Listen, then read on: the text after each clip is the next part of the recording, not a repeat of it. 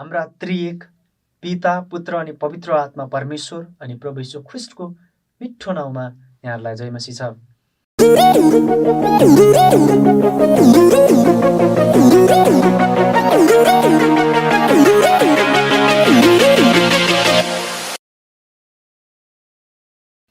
विशेष गरेर आज म तपाईहरुको माझमा बताउन चाहन्छु, बुद्धिमान हो।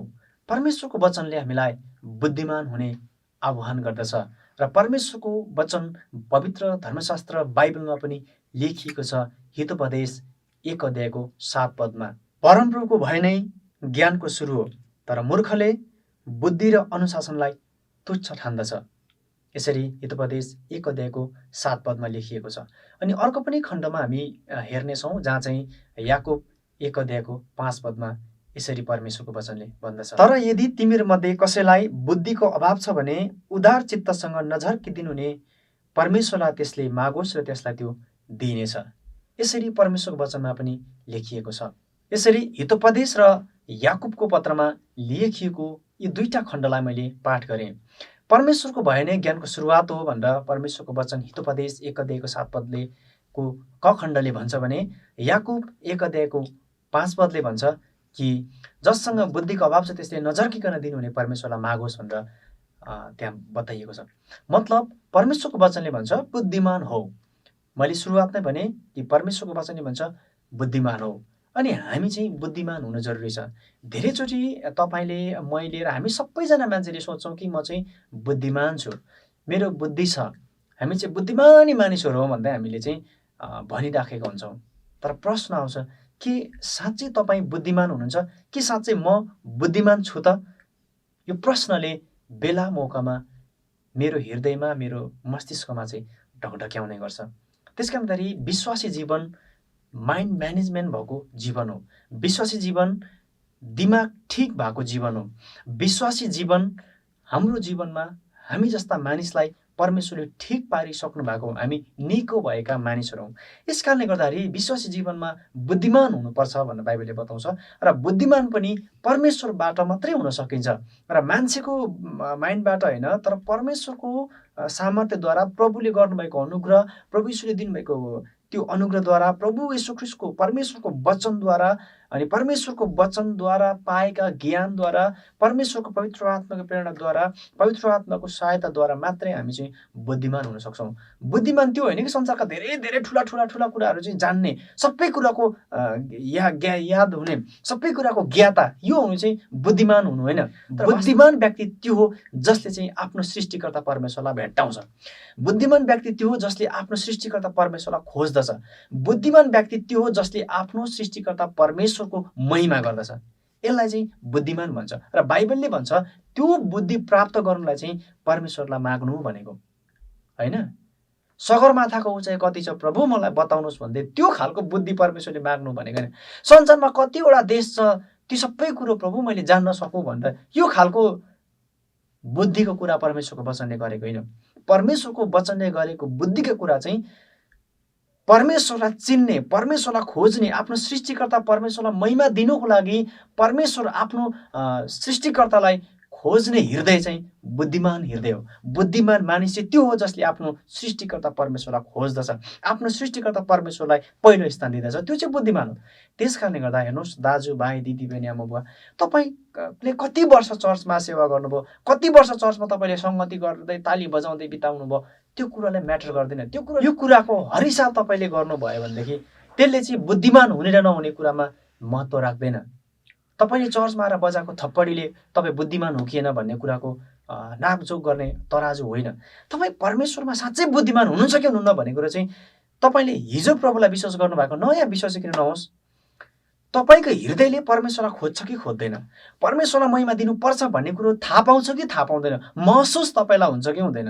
अनि जब तपाईँको जीवनमा परमेश्वरलाई खोज्नुपर्छ, परमेश्वर मेरो सृष्टिकर्ता हुनुहुन्छ, मैले मेरो सृष्टिकर्ता परमेश्वरको महिमा गर्नुपर्छ भन्ने कुरो तपाईँको यदि माइन्डमा आउँछ भनेदेखि अभियसली पनि तपाईँको हृदय चाहिँ कोमल हुन्छ। अनि त्यो कोमल हृदयमा चाहिँ दया, माया, प्रेम, वास्ता, फिक्री सब कुराहरू अटाउँदछ। किनभने यो स्वभाव भनेको चाहिँ परमेश्वरको स्वभाव हो। यस कारणले गर्दा म तपाईँलाई बताउन चाहँदैछु कि बुद्धिमान बन्नुहोस्।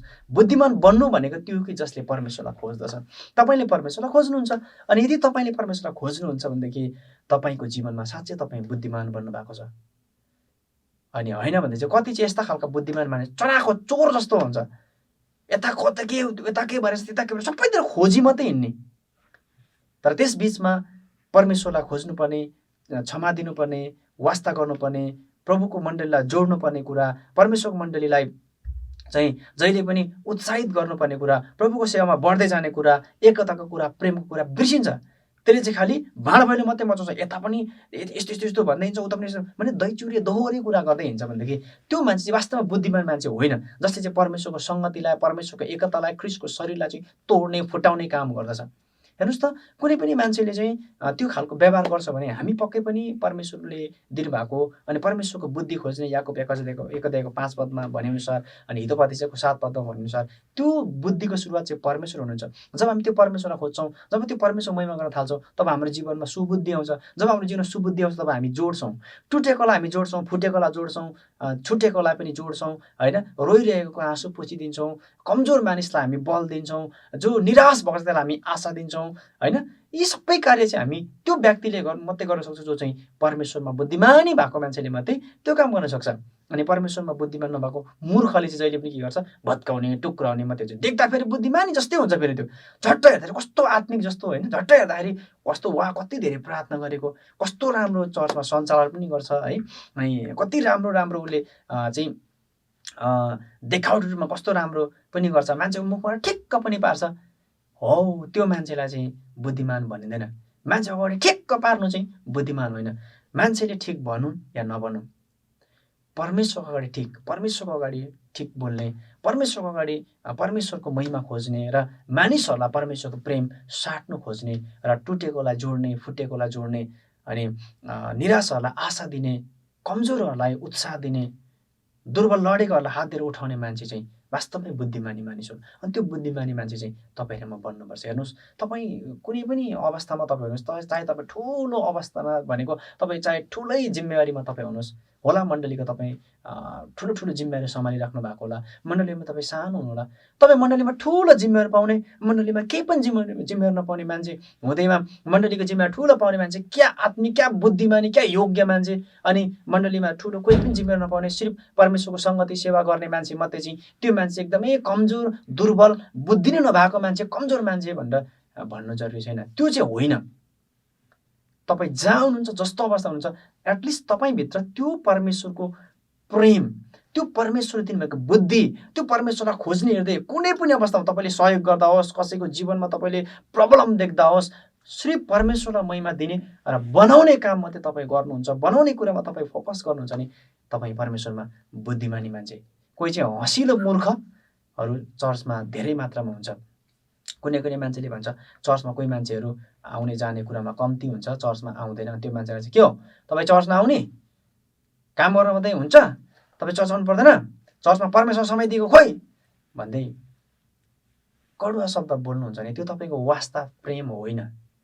के त तपाईँले भन्दा ज्यादा उसले परमेश्वरलाई खोजेको हुनसक्छ, तपाईँले भन्दा ज्यादा परमेश्वरलाई उसले आदर गरेको हुनसक्छ। तपाईँले देखेको जस्तै हुनुपर्छ भनेर तपाईँले देख्दा चाहिँ गलत लागेको, तपाईँले देख्दा चाहिँ ठिक नभएको जस्तो मान्छेलाई चाहिँ तपाईँले क्याङ गर्ने, त कच गर्ने मान्छे बन्नु भनेदेखि त्यहाँ चाहिँ तपाईँ बुद्धिमानी भएको देखिन, तपाईँ मूर्ख ठहरिनुहुन्छ, होइन। धेरैचोटि हामी त्यस्तो हुन्छ, कतिचोटि मण्डलीमा यो खालको वातावरण भइरहेको हुन्छ, अनि त्यही मण्डलीमा हामी जो सेवा गर्छौँ त्यसमध्येमा कतिचोटि तपाईँलाई हामीले वास्ता गरेर भनेको या त उसलाई रिस उठेर गाली गरेको भन्ने कुरै बुझ्दैन, कन्फ्युज भइरहेको हुन्छ।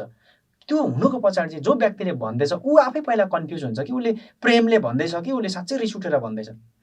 त्यस कारण हामीले कन्फ्युजमा, अन्धविश्वासमा कहिले पनि बस्नु हुँदैन, हामीले सठिक विश्वास गर्नुपर्छ। म तपाईँलाई दुईवटा इक्जाम्पल दिन्छु।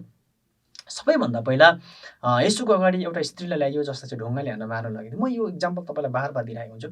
ढुङ्गाले हान्न मार्नुपर्छ भनेर आइरहेको थियो। येशू चाहिँ बुद्धिमान हुनुहुन्थ्यो क्या, अनि त्यो बुद्धिले चाहिँ परमेश्वरकै महिमा मात्रै खोज्छ। येशू चाहिँ परमेश्वर हुनुहुन्छ क्या, त्यही भएर परमेश्वर बुद्धिको सुरुवात हुनुहुन्छ, परमेश्वर बुद्धिको स्रोत हुनुहुन्छ। तिनीहरू हामीले हेर्नुपर्छ। त्यो स्त्री ढुङ्गाले हान्न मारिन योग्यको थियो होला, होइन, योग्यको थियो, मार्नै पर्थ्यो व्यवस्थाले भनेअनुसार। तर यसुले त्यसलाई जीवन दिनुभयो। अनि जब यसुले त्यो स्त्रीलाई जीवन दिनुभयो हेर्नुहोस् त, सबैभन्दा पहिला त्यो स्त्रीलाई भलो भयो कि ऊ बाँच्यो। र दोस्रो कुरा, त्यो कुराले कत्रो धेरै ठुलो परमेश्वरको महिमा भयो जुन चाहिँ यीशु ख्रीष्टले मान्छेलाई सिकाउनु भयो। हो त्यो हेरेर हामीले सिक्नुपर्ने हो। बुद्धिमानी मानिसहरू चाहिँ त्यो जसले चाहिँ परमेश्वरको महिमा देख्छ।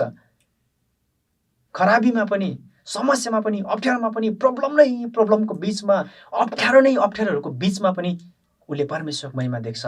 कतै निस्किने ठाउँै नभएको चारैतिर एउटा बन्द स्थितिमा पनि उसले निस्किने एउटा ढोका देख्छ, निस्किने एउटा बाटो देख्छ। मृत्युले घेरेको ठाउँमा पनि जीवन देख्छ भने त्यो चाहिँ वास्तवमै परमेश्वरले दिनुभएको बुद्धि हो र बुद्धिमान मानिस हो जसले परमेश्वरको महिमा खोज्दछ। म तपाईँलाई अर्को कुरा बताउँछु, अर्को उदाहरण। राजा साउल राजा थियो, हेर्नुहोस् त। अनि त्यो राजा साउल चाहिँ भयङ्कर शक्तिशाली थियो। उसमा सब अधिकार, आधिपत्य सब थियो, तरबार, सेना सब, उसको सुरक्षा बलहरू सब थियो। तर पनि त्यो मान्छे चाहिँ मूर्ख थियो। किनभने मूर्ख किन भयो भन्दाखेरि उसले आफ्नो दिमाग भएभरको सबै लगाएको थियो आफ्नो राज्य बचाउनुको लागि, आफूलाई राजा, म भयङ्कर राजा हुँ भनेर देखाउनुको लागि उसले भयङ्कर रूपमा आफैले आफैलाई प्रस्तुत गरेकै थियो। तर पनि ऊ किन मूर्ख भयो, यो म तपाईँलाई बताउन चाहन्छु। ऊ मूर्ख तब भयो जब चाहिँ उसले आफ्नो सृष्टिकर्ता परमेश्वरलाई चाहिँ बिर्सियो। अनि उसले परमेश्वरलाई खोज्नुको साटो आफ्नो शक्ति, आफ्नो बुद्धि फर्काइ मार्नुलाई चाहिँ धामी झाँक्रीहरूकोतिर, ओडातिर गइहिँड्यो। अनि परमेश्वरको बुद्धिलाई, परमेश्वरलाई उसले रिजेक्सन गर्यो।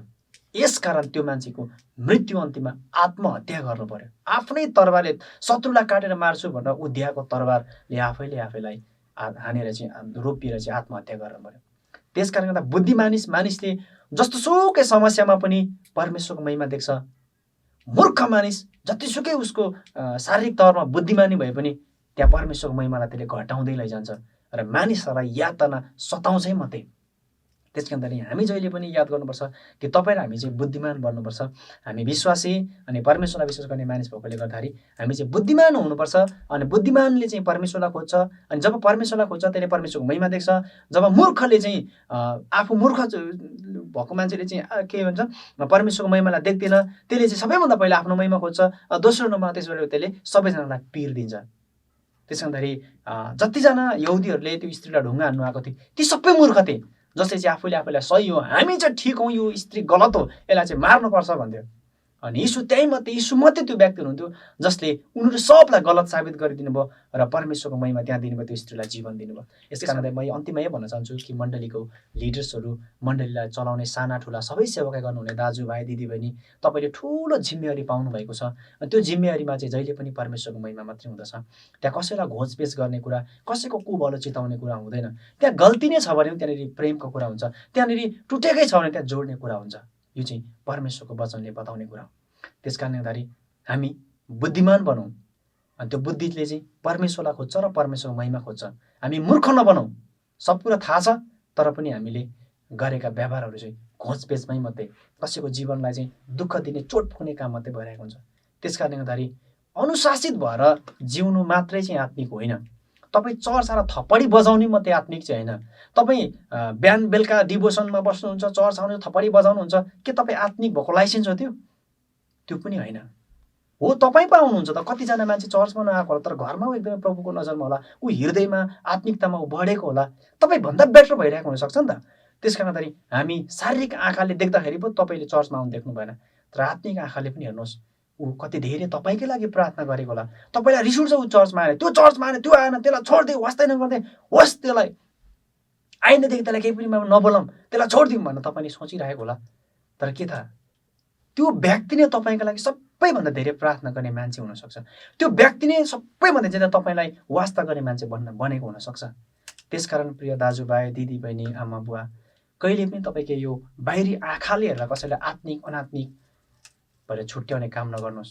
हामी बुद्धिमान बनौँ, शारीरिक आँखाले भन्दा पनि आत्मिक आँखाले हेर्ने प्रयास गरौँ, जुन चाहिँ यीशुले हेर्नुभयो र त्यो स्त्रीलाई पनि जीवन दिनुभयो। अनि हामी त्यही विश्वासी दाजुभाइ, त्यही यीशुलाई पछ्याउने मानिस हौँ। त्यस कारणखेरि हाम्रो आत्मिक आँखा चाहिँ हामीले जहिले पनि खुल्ला राखौँ। अनि बुद्धिमान मानिसको आँखा चाहिँ खुल्ला भएको हुन्छ, आत्मिक आँखा चाहिँ खुलेको हुन्छ, जसले चाहिँ हरेक समय परमेश्वरको महिमा देख्छ। मूर्खको आँखा चाहिँ शारीरिक आँखाले मात्रै हेर्छ, त्यसले आत्मिक आँखा देख्दैन। त्यही भएर उसले देखेको आधारमा, यसो उसको आँखा अगाडि भएको आधारमा, आँखा अगाडि भएको व्यवहारको आधारमा होइन, उसले चाहिँ मान्छेलाई न्याय गर्छ र हप्काइरहेको हुन्छ। अनि हप्काएर थर्काएर उसले चाहिँ आफूलाई लिडर साबित गरिरहेको हुन्छ। त्यो लिडर होइन, त्यो लिडर त त्यो जसले 10 मिटरमा होइन क्या, 10 किलोमिटर देख्छ। दूरदर्शी बनाऊ र त्यो दूरदर्शिता चाहिँ येशूमा छ। अनि त्यो येशू चाहिँ हामीले विश्वास गर्छौँ र त्यो येशू चाहिँ परमेश्वर हुनुहुन्छ। अनि त्यो परमेश्वर नै बुद्धि हुनुहुन्छ। अनि हामीले येशूलाई विश्वास गरेका छौँ भने अवश्य पनि हामी बुद्धिमान बन्न सक्छौँ। र बुद्धिमान हुनुलाई येशूलाई हेरौँ, परमेश्वरको वचनलाई हेरौँ र शारीरिक आँखा कतिचोटि बन्द गरौँ र आत्मिक आँखाले हेरौँ। संसार सब रङ्गीन र संसार सबै सुन्दर छ र परमेश्वरको महिमाले सबलाई हामी एकत्रित गर्न सक्छौँ, सबलाई एउटै बन्न सक्छौँ, सबैलाई जोड्न सक्छौँ।